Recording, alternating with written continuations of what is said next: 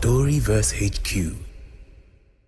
In a home where a daughter was seen as less important, where her dreams were ignored and her future was never a priority, this girl refused to accept the life chosen for her. They gave up on her, but one day, she became the very reason her family survived. In a small community where survival mattered more than dreams, lived a young girl named Ebere. She had just one brother, and in that home, the difference between them was clear. Her brother was the pride of the family, the one their father invested in, the one sent to school. But Ebere, she stayed at home, cooking, cleaning, running errands. Her mother saw everything but said nothing. Not because she didn't care, but because she had no voice in the home. The father had spoken and his word was final. To train a girl is to waste resources, he would always say. And that was the end of it. But Ebere was different. She loved learning. Anytime her brother returned from school, she would sit quietly nearby, listening. Sometimes he would complain, "This assignment is too hard. I don't even understand what they taught us today." And Ebere would gently take his book. She would study it slowly, carefully, and somehow she understood more than him. Sometimes she would even help him do his assignments, line by line, answer by answer, until one day, their father walked in and everything changed. "What are you doing with that book?" His voice filled the room. Ebere froze. "That book is not for you." He snatched it from her. "You are a girl. Go and do your work." From that day, she was no longer allowed to touch any book.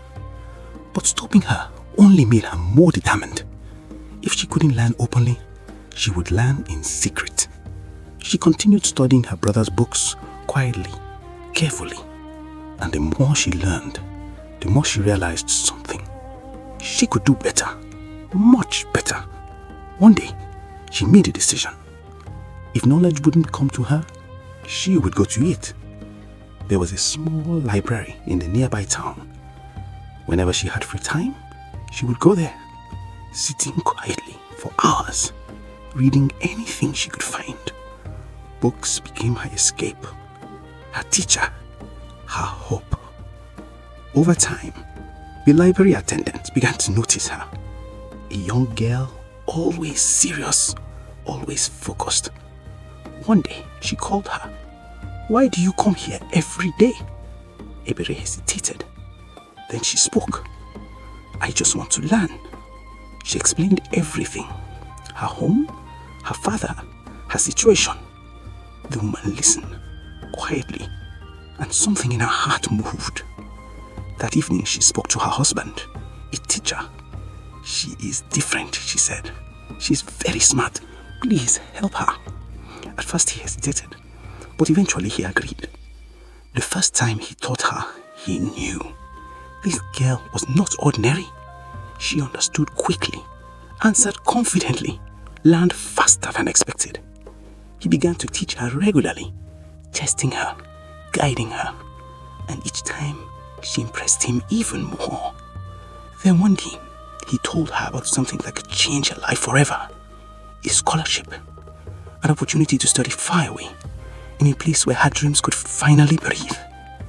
Ebere didn't hesitate. She applied and she got it.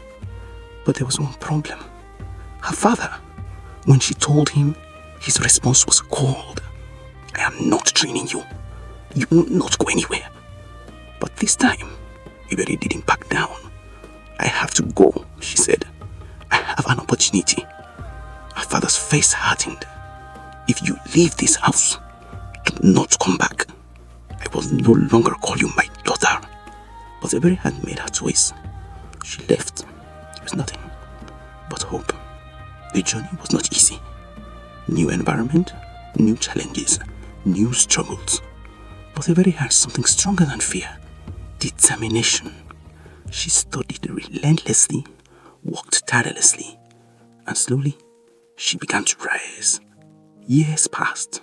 Ebere became successful, not just educated, but established. She built a life no one ever imagined for her, but she never forgot home. One day, she returned, not as the girl they ignored, but as the woman they never believed she could become. Things had changed. Life had not been kind for her family. Struggles had taken their toll. Her brother had not achieved much. Her father had grown older, weaker, humbled by life. When they saw her, they were speechless. Tears filled their eyes. Her father stepped forward slowly. "I was wrong," his voice broke. "Forgive me." Ebere looked at them, not with anger, but with compassion.